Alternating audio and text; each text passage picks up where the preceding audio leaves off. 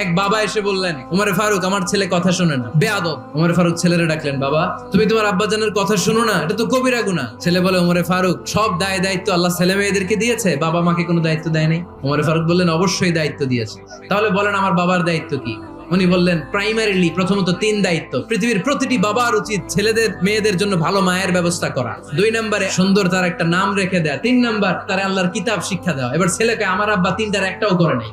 এবার ওমরে ফারুক রেগে গেলেন, বাবার কাঁধে ধরলেন। ছেলে বলে, আমিরুল মুমিনিন, আমার মা নর্তকী, আমার মা মাজুসি, আমার মায়ের মধ্যে কোনো আদব কাদব নাই, সুন্দরী দেখে আমার মারে বাবা বিয়ে করছে, আমার মায়ের কাছ থেকে জীবনে কিছু শিখি নাই। 2 নাম্বার সাম্মানি খানফাসা, আমার বাবা আমার নাম রেখেছে চামচিকা। ওয়ালাম ইউআল্লিমনি হারফাম মিন কিতাবিল্লাহ, আমিরুল মুমিনিন শুধু তাই না, আল্লাহর কোরআনের একটা অক্ষর আমার বাবা কোনোদিন আমারে শিক্ষা দেয় না। ওমর ফারুক রেগে গেলেন, এবার বাপের কান্দে দইরা মারতে শুরু করলেন। তুই ফুলার নামে